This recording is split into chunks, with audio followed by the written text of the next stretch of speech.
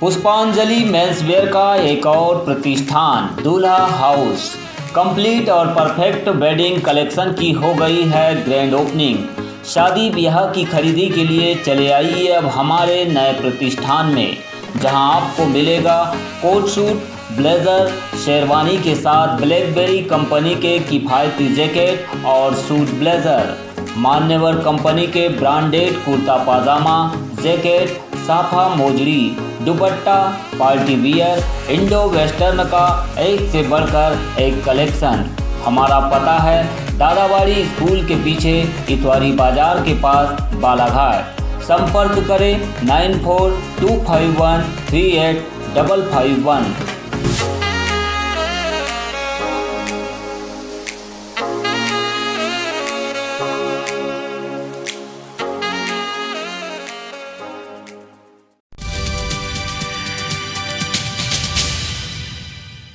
जिले के गुनई गांव में अवैध शराब बिक्री के विरोध में ग्रामीणों का विरोध शुरू हो गया है। स्थानीय स्तर पर हो रही देसी शराब की अवैध बिक्री और सप्लाई को लेकर आधा सैकड़ा ग्रामीण गुरुवार को मुख्यालय पहुंचे, जहां उन्होंने संयुक्त कलेक्टर और पुलिस अधीक्षक को ज्ञापन के माध्यम से प्रभावी कार्रवाई की मांग की।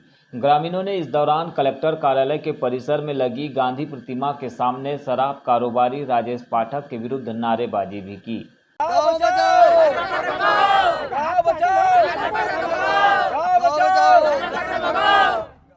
ग्रामीणों ने बताया कि उनका गांव नशा मुक्त था, लेकिन लॉकडाउन में अवैध कच्ची शराब की बिक्री के बाद अचानक से कुछ लोगों ने देसी मदिरा की सप्लाई गांव में शुरू कर दी, जिसके चलते गांव में लगातार नशाखोरी की लत बढ़ने से युवा और बच्चों पर भी इसका व्यापक असर दिखाई दे रहा है।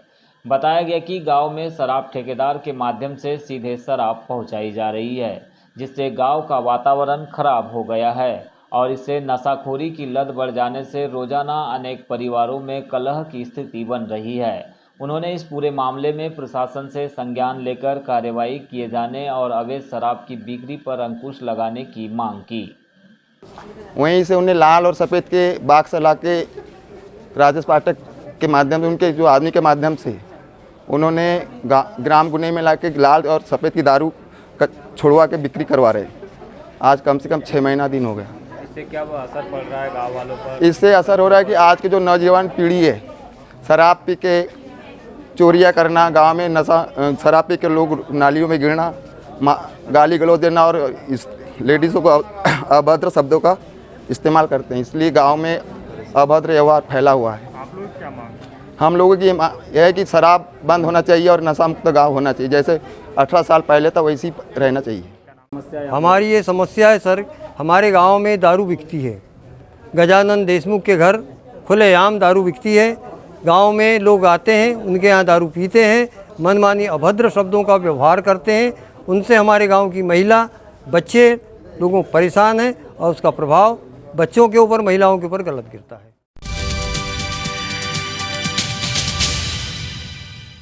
मुख्यमंत्री शिवराज सिंह चौहान के द्वारा रोपे गए रुद्राक्ष के पौधे को बालाघाट सांसद ढाल सिंह बिसेन के द्वारा पैरों तले रौंदे जाने का मामला अब मीडिया की सुर्खियों में आ गया है। युवा कांग्रेस के द्वारा इसे लेकर रुद्राक्ष शुद्धिकरण पूजा करते हुए सांसद ढाल सिंह बिसेन से माफ़ी की मांग की जा रही है। जानकारी के अनुसार 29 अगस्त को मुख्यमंत्री शिवराज सिंह चौहान के बालाघाट आगमन के दौरान रेंजर्स कॉलेज में रुद्राक्ष का पौधा रोपा गया था, जिसके क्यारी की मिट्टी को सांसद बिसेन अपने जूते पहने पैरों से रौंद रहे हैं। इसका एक वीडियो सोशल मीडिया पर वायरल हो गया। इसी को लेकर अब युवा कांग्रेस और भाजपा के एक अन्य युवा नेता के द्वारा बीते दिनों शुद्धिकरण पूजा आयोजित कर सांसद ढाल सिंह बिसेन से माफ़ी की मांग की गई, जिससे कि शिवजी के अति प्रिय रुद्राक्ष पौधे का अपमान दोबारा न हो पाए। युवा कांग्रेस के पूर्व कार्यकारी अध्यक्ष नितिन भोज ने कहा है कि सांसद महोदय जनता से माफ़ी नहीं मांगते हैं तो उग्र आंदोलन भी किया जाएगा। रुद्राक्ष पेड़ की पूजा की गई थी, उनका पेड़ लगाया गया था रुद्राक्ष जी का, शिवराज सिंह चौहान जो प्रदेश के मुखिया हैं उनके द्वारा। उस पर हमने पूजा अर्चना इसलिए की कि उन्होंने ढाल सिंह बिसेन जी जो सांसद हैं यहाँ के, उन्होंने पैरों से रौंदा उस रुद्राक्ष, और रुद्राक्ष अति प्रिय हैं भोलेनाथ के, और उन्होंने ये हमेशा से शर्मसार किए हैं। मैंने उस दिन भी चेतावनी दी थी, आज भी चेतावनी देता हूँ, और ये हमेशा से कहा था कि अगर वो माफ़ी नहीं मांगते यहाँ के तो हम लड़ाई लड़ेंगे। और मैं अभी भी बोल रहा हूँ, अगर वो अभी भी माफ़ी नहीं मांगते तो यूथ कांग्रेस वरण नहीं, पूरा हिंदू समाज उनके खिलाफ खड़े होकर उग्र आंदोलन करेगा।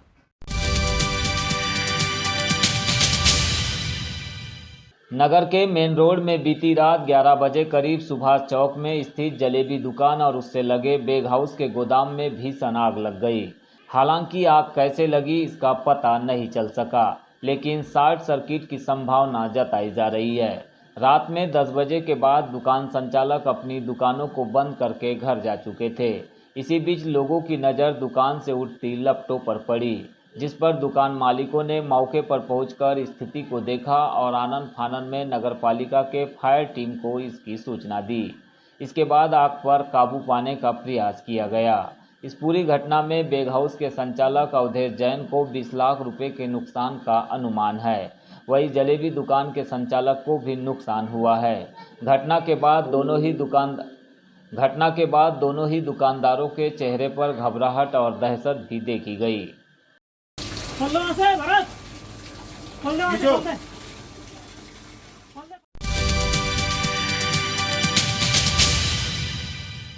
बैहर विधायक संजय उइके ने गुरुवार को ग्राम पंचायत रजमा में स्व सहायता समूह की महिला दीदियों से भेंट कर उनकी समस्याएं सुनी और समाधान का आश्वासन दिया।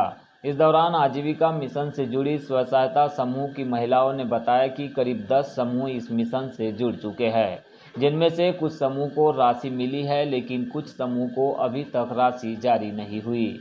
इसी को लेकर विधायक ने आश्वस्त किया कि जल्द ही अन्य समूह को भी राशि जारी करवा दी जाएगी। इसका उपयोग वे अच्छे कार्यों में करें और छोटा मोटा व्यवसाय करें, जिससे कि स्वावलंबी होकर अपने परिवार की आर्थिक स्थिति में महिलाएं भी मजबूती प्रदान कर सके। राशि मिली सर, 75 कितने दिनों बाद से एक राशि? सर 6 महीने, साल भर के बाद 6 महीने के बाद आय की राशि और साल भर के बाद में सीए की राशि।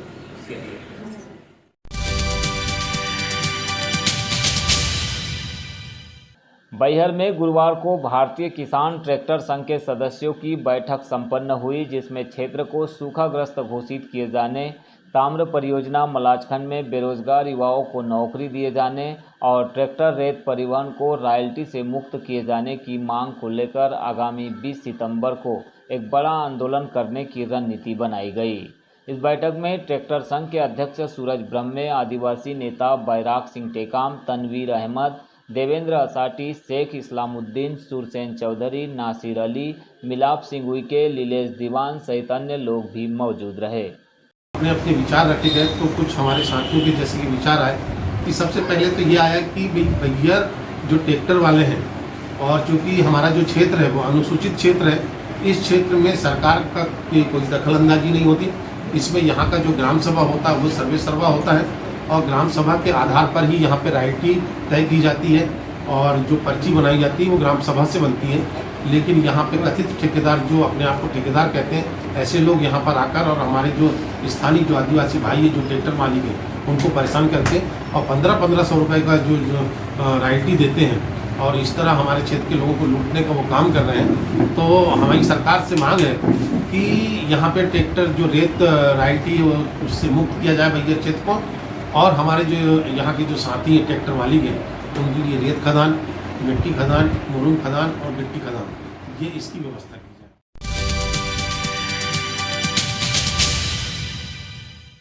बारिश का मौसम मच्छर जनित बीमारियों के लिए काफ़ी अनुकूल माना जाता है। इस समय बालाघाट जिले के ऐसे क्षेत्र जो कि ट्राइबल इलाके हैं और वहाँ पे मच्छर जनित बीमारियों का प्रकोप देखने मिल रहा है। ऐसे में आखिरकार इनके रोकथाम को लेकर और जो बढ़ते हुए केसेस दिखाई दे रहे हैं, इनको कम करने के लिए क्या कुछ प्रयास चल रहे हैं, आइए सीधा रूबरू होते हैं ज़िला मलेरिया अधिकारी से। मैडम बताएंगे किस तरह के प्रयास इस समय चल रहे हैं ज़िले में मलेरिया रोकथाम को लेकर? देखिए, मच्छरजन्य बीमारियां जैसे कि डेंगू, मलेरिया, चिकनगुनिया, ये उन्हीं का काल चल रहा है। यानी आप ये मान करके चलें कि इस समय मच्छरजन्य बीमारियां बहुतायत में होती हैं। आप आज सबसे पहले मैं डेंगू के विषय में बात करूंगी कि जैसे हम देख रहे हैं कि आसपास के डिस्ट्रिक्ट में मध्य प्रदेश में डेंगू के प्रकरण बहुत ज़्यादा पाए जा रहे हैं। हमने एहतियात के तौर पे, सावधानी के तौर पे बालाघाट ज़िले में भी लगभग 72 सैंपल टेस्ट कर चुके हैं। NS1 जाँच की जा चुकी है, जिसमें एक भी अभी तक हमें पॉजिटिव नहीं मिला है। तो ये हमारे लिए अच्छी बात है, लेकिन फिर भी हम अपनी तरफ से अलर्ट रहें कि भाई जब सिवनी में हो सकता है, आसपास के ज़िले में हो सकता है, जबलपुर में हो सकता है, यहाँ पर भी केसेस आने की प्रायिकता है, संभावना है, तो हमने अपनी उसकी तैयारी अभी प्रारंभ कर चुके हैं। हमारे द्वारा शहरी क्षेत्र में जो हमारा अमला था आशाओं का, इनको हमने कल ही ट्रेनिंग दी है, जिसमें हमने लार्वा सर्वे की विशेष रूप से ट्रेनिंग दी है और इनको ये बताया है कि आपको किस प्रकार से वार्डों में या जिस क्षेत्र में जो स्लम एरियाज़ हैं, यहाँ पर जो इनका सोर्स पाया जाता है, पानी का जहाँ एकत्रीकरण होता है, उसको किस प्रकार से विनिष्ट करना है। विनिष्ट करने के बाद आप उसमें लार्वा सर्वे किस प्रकार से करेंगे, कहाँ इनको लार्विसाइड जनरली टेमीफॉस के रूप में उपयोग किया जाता है, टेमीफॉस का उपयोग कहाँ करना है। अगर कहीं टेमीफॉस उपलब्ध नहीं है तो आप केरोसिन ऑयल का उपयोग कर सकते हैं, घर में खाने का मीठा तेल होता है इसका उपयोग कर सकते हैं, या अगर जिन कंटेनर्स को हम खाली करवा सकते हैं, ये सबसे अच्छा तरीका होता है, जिन कंटेनर्स को लार्वा बनने के बाद हम खाली करा सकते हैं उनको खाली करा दें। कहीं यदि कोई पानी नहीं फेंकना चाहता तो उनको छान के भी उपयोग किया जा सकता है। ये कुछ छोटे छोटे तरीके होते हैं जिनसे सितंबर माह की अगर हम बात करेंगे तो अभी कुल कितने केसेस सामने आए हैं? डेंगू की बात कर रहे हैं, मलेरिया डेंगू दोनों। हाँ, यदि हम सितंबर माह की बात करेंगे तो अभी तक हमारे पास डेंगू का एक भी प्रकरण नहीं है। मलेरिया के ज़िले में कुल 606 प्रकरण हैं, जिसमें से 547 पीएफ के हैं और बाकी बचे हुए 59 जो हैं वो पीवी के केसेस हैं। तो पिछली वर्ष की तुलना में तो यहाँ स्थिति नियंत्रित लग रही है और आगे भी भरसक प्रयास रहेगा कि एक अच्छे स्तर से कार्य योजना बनाकर यदि काम करते हैं तो स्थिति को नियंत्रण में रखा जा सकेगा। जो एसिम्प्टोमेटिक केसेस हैं इनको लेकर प्राइमरी लेवल पे किस तरह का ट्रीटमेंट दिया जी, इसी को लेकर के मैंने अपनी एक कार्य योजना बनाई है, जिसके चलते हमने कल MIMTS की सभी ब्लॉक के MIMTS की एक बैठक रखी है। जैसे कि अभी मैंने आपको बताया कि हमारे जो ब्लॉक हैं बिरसा, बैहर, लामता, यहाँ पे सबसे ज़्यादा केसेस हैं मलेरिया के। मलेरिया केसेस को समाप्त करने के मेरे हिसाब से बेसिक 2 सबसे बेहतर तरीके होते हैं। पहला तरीका इनके सोर्स का रिडक्शन, मतलब सोर्स ना पनपने दिया जाए जहाँ मच्छर अपने अंडे दे सकें, और दूसरा सबसे अच्छा तरीका होता है ट्रांसमिशन को ब्रेक करना। ट्रांसमिशन ब्रेक करने का मतलब होता है, जैसे अभी आपने मुझसे कहा कि एसिम्प्टोमेटिक होता है जिसमें किसी प्रकार के रोग के लक्षण ही दिखाई ना दे रहे हों, ना बुखार आ रहा है। जनरली मलेरिया का लक्षण होता है बुखार आना, हेड पेन होना या वोमिटिंग आना, पेट में दर्द होना, ये सब मलेरिया के लक्षण होते हैं। कोई ऐसा लक्षण नहीं पाया जा रहा है, लेकिन ऐसे लोगों का जनरली जब हम स्प्लीनिक इनलार्जमेंट, उनके स्प्लीन वाले हिस्से को जब टच करके देखते हैं तो वो हमें थोड़ा सा इनलार्ज दिखता है। इससे पहचान जाते हैं कि इनमें मलेरिया के सिम्टम्स होंगे, मलेरिया का परजीवी इनमें पाया जा रहा है। इनकी RDT से जांच करने पर जनरली वो पॉजिटिव आ जाते हैं। हमारी कोशिश है, हम सभी MIMTS को निर्देश देना चाहते हैं कि अपने अपने ब्लॉक में और शहरी क्षेत्र में भी यदि ऐसी कोई केसेस पाए जा रहे हैं जो एसिम्प्टोमेटिक हैं, तो सिम्प्टोमेटिक का तो हम पूर्ण उपचार करते ही हैं। जो एसिम्प्टोमेटिक हैं, चाहे वो PV हो या PF हो, इनको मलेरिया का जो पूर्ण ड्रग प्रणाली है उसके अनुसार, दवा नीति के अनुसार 2013 की संपूर्ण दवाइयाँ उपलब्ध करा के डोज कंप्लीट किया जाना अनिवार्य है, ताकि वो एसिम्प्टोमेटिक है यानी परजीवी है। जब दवाइयों का पूर्ण उपयोग किया जाएगा, पूर्ण डोज का फॉलोअप लिया जाएगा, तो निश्चित तौर पे वो परजीवी उनमें समाप्त हो जाएगा और इस प्रकार से ट्रांसमिशन को ब्रेक किया जा सकता है। तो ये हम पूरा सफल प्रयास करने में लगे हुए हैं कि ये प्रयास यदि हमारा सक्सेसफुल हो जाता है, अगर हम एसिम्प्टोमेटिक्स को घटा सकें, जैसे अगर कहीं 50 एसिम्प्टोमेटिक पाए जा रहे हैं, हमारे प्रयास से वो घटते 5 या 10 पे और उसके बाद 0 पे आ जाते हैं, तो ये हमारा एक बहुत बड़ी सफलता होगी, बड़ी उपलब्धि होगी कि हमने उस क्षेत्र में अपना ट्रांसमिशन ब्रेक कर दिया। तो मेरी सबसे पहली कार्य योजना यही है कि जो सिम्प्टोमेटिक तो सामने आ ही रहे हैं, उनको दवा दे ही रहे हैं, एसिम्प्टोमेटिक को ढूंढ कर उनकी संपूर्ण इलाज दे करके उनका ट्रांसमिशन ब्रेक करवाना। तो आप सुन रहे थे जिला मलेरिया अधिकारी डॉक्टर मनीषा जुनेजा जी को, जिनका कहना है कि चाहे प्रशिक्षण की बात हो या फिर मलेरिया के प्रभावी रोकथाम की या फिर इसके ट्रीटमेंट की, तीनों ही प्रकार की जो तैयारियां है उसको लेकर जिला मलेरिया विभाग सतर्क है और अलर्टिंग मोड पर होकर कार्यकर्ताओं के माध्यम से या फिर जो डॉक्टर्स है या फिर उनके विभाग के जो कर्मचारी है उनके माध्यम से निरंतर ऐसे व्यक्ति जो मलेरिया की जद में है या प्रभाव में आ रहे हैं उनके ऊपर ट्रीटमेंट करके उन्हें किसी तरह से भी मलेरिया से बाहर निकालने का प्रयास चल रहा है। फिलहाल ज़िले में 547 PF के केस है और इसी तरह से कुछ हद तक PV के केस बताए जा रहे हैं, जिसे मलेरिया वाइवेस्क कहा जाता है, और डेंगू का फ़िलहाल यहाँ पर अभी कोई केस नहीं मिला है। बालाघाट न्यूज़ के लिए यमलेश वंजारी।